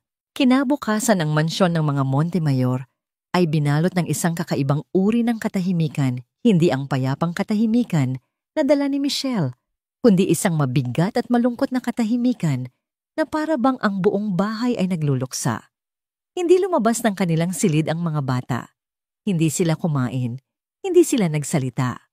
Sa ilalim ng unan ni Kai, natagpuan ni Consuelo ang isang gusot na sulat. Para ito sa kanila mula kay Michelle. Ito'y puno ng mga salitang nagpapaliwanag, nagpapaalam. At higit sa lahat, puno ng pagmamahal. Ang sulat na yon sa halip na magbigay ginhawa, ay lalo lang nagpalalim sa kanilang kalungkutan. Sa ibaba, sa library, 2 tao, ang magkaharap, ngunit tila, milya-milya ang layo sa isa't isa. Si John na hindi natulog buong gabi, ang kanyang mga mata ay pula, at ang kanyang puso ay puno ng isang bagong determinasyon. At si Victoria, na sa unang pagkakataon, sa kanyang buhay, ay mukhang matanda, pagod at talunan. Ang sigawan kagabi ay tila bumakbak sa lahat ng kanyang tigas, inilalabas ang isang nagsisising ina. Umalis sila dahil sa akin. Basag ni Victoria, sa katahimikan, ang kanyang boses ay isang bulong. Ang una mong asawa, at ngayon, si Michelle. Umalis si Catherine dahil hindi ko siya minahal ng tama. Sagot ni John, ang kanyang boses ay kalmado ngunit may bigat. At umalis si Michelle dahil natakot akong mahalin siya ng tama. Pareho tayong may kasalanan, ma. Sa sandaling iyon, ang pader sa pagitan nilang mag-ina ay gumuho. Nakita ni Victoria hindi ang makapangyarihang CEO, kundi ang kanyang nasasaktang anak. Lumapit siya at hinawakan ang kamay nito. Ano? Ano ang gagawin mo? Tumingin si John sa kanyang ina. Ang kanyang mga mata ay puno ng isang apoy na matagal nang nawala. Gagawin ko ang dapat kong ginawa noon pa. Lalaban ako. Tumayo siya at naglakad papunta sa silid ng mga bata. Kumatok siya. Walang sumagot. Pumasok siya. Nakita niya silang tatlo magkakasama sa isang kama. Mag-aakayakap ang kanilang mga muka ay basa ng luha. Umupo siya sa gilid ng kama. Mga anak. Simula niya ang kanyang boses ay malumanay. Alam kong masakit. Alam kong nalulungkot kayo. Dahil ganoon din ang nararamdaman ko. Babalik pa ba siya, Papa? Tanong ni Liam. Ang kanyang boses ay basag. Tumingin si John sa kanyang tatlong anak, ang 3 piraso ng kanyang puso. Hindi ko alam, anak, pero susubukan nating ibalik siya. Paano? Tanong ni Kai. Pupuntahan natin siya, sabi ni John. Pupunta tayo sa probinsya niya. Ipapakita natin sa kanya na kailangan natin siya, na pamilya tayo, at hindi buo ang pamilya kung wala siya. Isang maliit na kislap ng pag-asa ang sumilay sa mga mata ng mga bata. Ngayon na po. Tanong ni Enzo. Oo, ngayon na. Magbihis na kayo. Habang naghahanda ang mga bata, bumaba si John. Nakita niya ang kanyang ina na nakatayo sa may hagdanan. Sasama ako. Sabi ni Victoria. Ang kanyang boses ay desidido. Nagulat si John. Kailangan kong humingi ng tawad. Sabi niya. Ang kanyang mga mata ay puno ng luha. Kailangan kong ipakita sa kanya na nagkamali ako. At kailangan kong makilala ang babaeng nagturo sa anak ko kung paano muling magmahal. Sa loob ng 1 oras ang hindi inaasahang grupo ay handa nang umalis. Si John, ang kanyang 3 anak, na nakabihis ng kanilang pinakamagandang damit, at si Victoria, na sa unang pagkakataon ay nakasuot ng simpleng bestida at walang alahas. Isang pamilyang nasira, naglalakbay para buuin ang kanilang sarili. Ang biyahe papuntang probinsya ni Michelle ay mahaba at tahimik. Sa daan isang bagay ang nangyari. Papa, bulong ni Kai mula sa likod. Baka pwede tayong magdasal? Napatingin si John sa rearview mirror. Nakita niya ang kanyang 3 anak magkakapit kamay. Ito ang itinuro sa kanila ni Michelle, ang kanilang sandata sa oras ng takot at kalungkutan. Ipinark ni John ang sasakyan sa gilid ng daan. Sa unang pagkakataon ang buong pamilya Montemayor kasama si Victoria ay yumuko at nagdasal. Hindi para sa yaman o tagumpay, kundi para sa isang bagay na mas mahalaga, para sa pagpapatawad at para sa isang pangalawang pagkakataon. Nang makarating sila sa maliit na bayan ni Michelle, ang tanging alam nilang direksyon ay ang lumang simbahan na nabanggit nito sa kanyang interview. Isang maliit puting simbahan na may kampanaryong kinakalawang na. Ipinark nila ang kotse at naglakad papasok sa bakuran. Ang hangin ay amoy bulaklak at sariwang lupa. Ito ang mundo ni Michelle, payapa, simple at totoo. At doon sa loob ng simbahan sa harap ng altar, nakaluhod ang isang babae. Ang kanyang mga balikat ay nanginginig sa tahimik na pag-iyak. Si Michelle. Bago pa man makapagsalita si John, ang mga bata, na tila may sariling isip at puso, ay tumakbo na papasok. Ang tunog ng kanilang maliliit na paa sa baldosa ay umalingaw-ngaw sa buong simbahan. 8. Michelle. Napalingon si Michelle. Ang kanyang mukha ay basang-basa ng luha. Ang kanyang mga mata ay nanlaki sa pagkabigla nang makita ang 3 bata na tumatakbo palapit sa kanya. Hindi na niya kailangang gumalaw. Sila ang lumapit. Bumagsak sila sa kanya, isang buhawi ng mga yakap, halik at hikbi. Bakit ka umalis? Iyak ni Enzo. Akala namin iniwan mo na kami, tulad niya. Sabi ni Kai. Huwag ka nang umalis, please. Bulong ni Liam, nakakapit ng mahigpit sa leeg ni Michelle. Niyakap sila ni Michelle. Ang kanyang puso ay tila sasabog sa halo-halong sakit at saya. Pagkatapos nakita niya si John dahan-dahang naglalakad palapit sa kanila. Ang kanyang mamahaling sapatos ay tila hindi nababagay sa lumang sahig ng simbahan. Ang kanyang mukha ay nagpapakita ng lahat ng emosyon, pagsisisi, pag-asa at isang pag-ibig na napakatindi. Huminto siya sa harap nila at sa harap ng Diyos, sa harap ng kanyang mga anak at sa harap ng babaeng mahal niya, lumuhod si John Montemayor. Hindi para mag-propose, kundi para magpakumbaba. Michelle. Sabi niya, ang kanyang boses ay basag. Tumingin siya hindi sa mukha nito, kundi sa mga kamay nito na nakayakap sa kanyang mga anak. Patawarin mo ako. Naging duwag ako. Naging bulag ako. Pinakinggan ko ang takot sa halip na ang puso ko. Nag-angat siya ng tingin, ang kanyang mga mata ay puno ng luha. Hindi ko maipapangako sa iyo ang isang perpektong buhay. Hindi ko maipapangako na hindi na tayo masasaktan o mahihirapan. Ang mundo ko ay magulo at ang mundo mo ay payapa. Pero ang tanging maipapangako ko sa iyo ay hinawakan niya ang kamay ni Michelle na nakahawak kay Liam. Hindi na kita bibitawan pa. Hinding-hindi na. Lalaban ako para sa iyo, para sa atin, sa lahat ng hahadlang. Tumingin siya sa mga bata pagkatapos ay pabalik kay Michelle. Hindi kita hinihiling na bumalik bilang yaya nila. Hinihiling ko na bumalik ka para maging ilaw ng aming tahanan, para maging nanay ng mga anak ko, para maging asawa ko. Ang salitang asawa ay tila isang anghel na bumaba mula sa langit. Michelle, sabi ni John, ang kanyang boses ay isang pakiusap. Turuan mo akong magdasal habang buhay. Pakasalan mo ako. Tumingin si Michelle kay John na nakaluhod sa mga batang nakayakap sa kanya at sa pintuan ng simbahan kung saan nakita niya si Victoria na tahimik na umiiyak, ang kanyang mukha ay puno ng pagsisisi at pagtanggap. Ito na ang kanyang sagot, ang kanyang himala. Sa gitna ng kanyang mga luha, tumango si Michelle, isang tango na nagsasabing oo. Oo sa pag-ibig, oo sa pamilya, oo sa isang bagong simula. Ang tango ni Michelle ay hindi isang marahas na galaw, ngunit para kay John ito ay isang lindol na yumanig sa kanyang buong pagkatao at nagpatag sa lahat ng pader na matagal niyang itinayo sa paligid ng kanyang puso. Ang katahimikan sa loob ng simbahan ay binasag ng masayang sigaw ng mga bata. Yehey!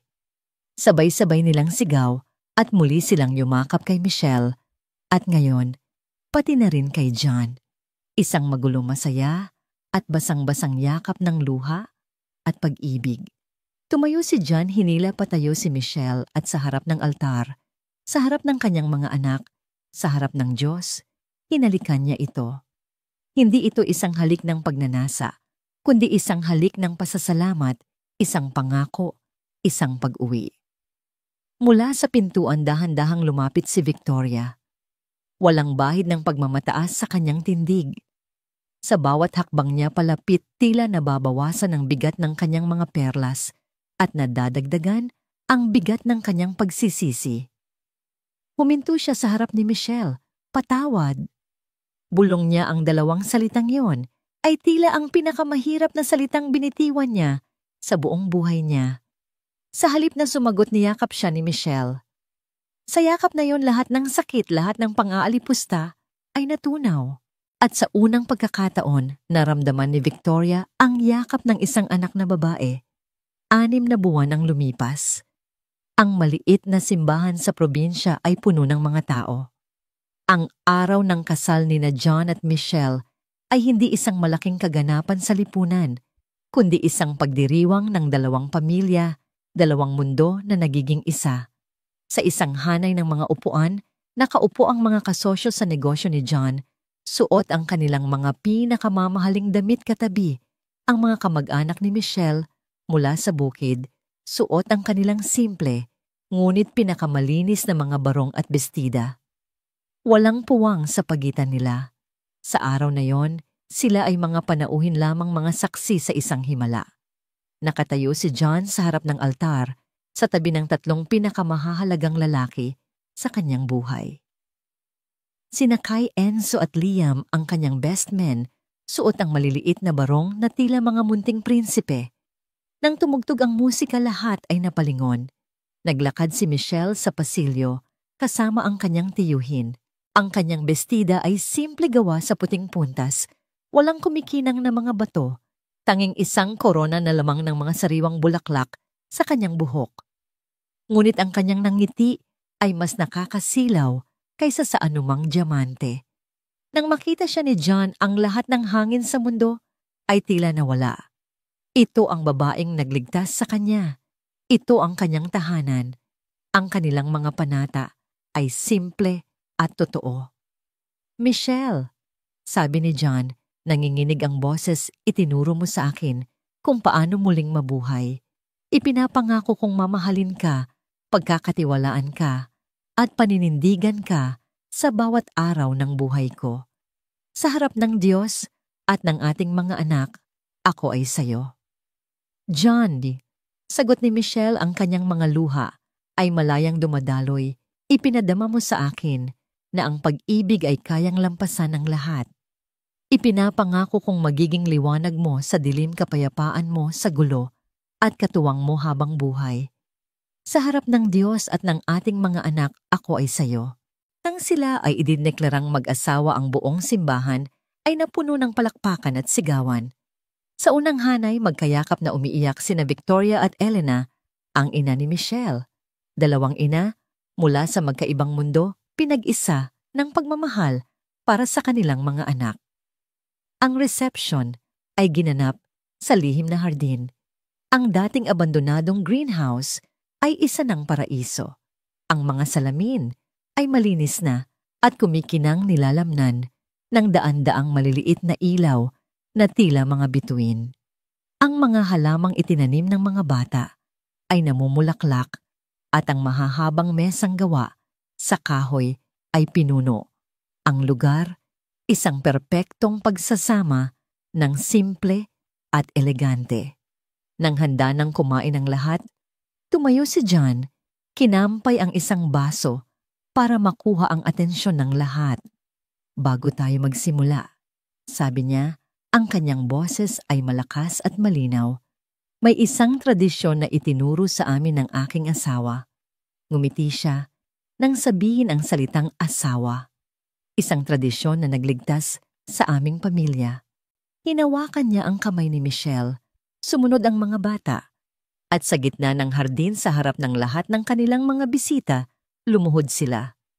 Nagkatinginan ang mga mayayamang bisita, naguguluhan. Ngunit nang makita nila si Victoria Montemayor na lumuhod nang walang pag-aalinlangan, sumunod ang ina ni Michelle. At isa-isa ang lahat negosyante, magsasaka, katulong, kamag-anak ay lumuhod din. Mahigit 100 tao nakaluhod sa ilalim ng mga bituin sa loob ng isang hardin. Salamat po sa araw na ito. Simula ni Michelle, ang kanyang boses ay isang panalangin. Salamat po sa araw na ito. Ulit ng 100 tinig. Salamat po sa pag-ibig na nagbubuklod sa amin. Patuloy ni John. Salamat po sa pag-ibig na nagbubuklod sa amin. Sagot nila. At salamat po dahil kami ay isang pamilya. At salamat po dahil kami ay isang pamilya. Habang nakapikit ang kanyang mga mata, naintindihan ni John ang tunay na kahulugan ng yaman. Hindi ito nasa mga bank accounts o sa stock market. Ito ay nasa pakiramdam ng kamay ng kanyang asawa, sa kanyang kamay, sa bigat ng ulo ni Liam, sa kanyang balikat, sa pagkakaisa ng mga taong nagmamahalan. 1 taon ang lumipas. Ang mansyon ay isa ng tahanan. Ang formal na dining room ay isa ng malaking playroom. Ang library ay puno na ng mga aklat pambata. At bawat Biyernes ang pamilya ay nagsasalo-salo sa mesa sa kusina. Ang mga bata ay malulusog at masasaya. Si Kai ay nanalo sa isang art contest. Si Enzo ang star player ng kanyang soccer team. At si Liam ay nagsusulat na ng sarili niyang mga tula tungkol sa mga bulaklak at sa pagmamahal. Si Victoria ay isa ng mapagmahal na lola na tuwing Martes ay nagbabake ng cookies kasama ang kanyang mga apo. Isang gabi, habang papalubog ang araw ang pamilya, ay muling nagtipon sa kanilang lihim na hardin. Si Michelle ay buntis, ang kanyang sinapupunan ay bilog na at naglalaman ng pangako ng isang bagong buhay. Umupo si John sa tabi niya habang ang mga bata ay naglalaro sa damuhan. "Masaya ka ba?" tanong ni John. Ngumiti si Michelle, hinawakan ng kamay ng asawa at inilagay sa kanyang tiyan. Higit pa sa masaya. "Oras na," sabi ni Kai. Tumigil sila sa paglalaro at lumapit sa kanilang mga magulang. Naupo sila sa damuhan, isang bilog ng pagmamahalan sa ilalim ng kulay kahel na langit. "Salamat po sa araw na ito," simula ni John. "Salamat po sa pamilyang ito," sabi ni Michelle. "Salamat po kay baby," sabi ni Liam. "Salamat po sa soccer," din sabi ni Enzo. "At salamat po kay Ate Michelle, kay Mama," sabi ni Kai.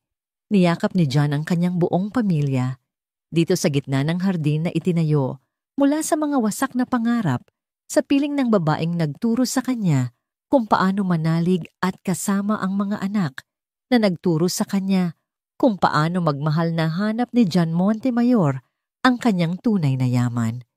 Hindi ito kumikinang na parang ginto, ngunit ito ay walang hanggan.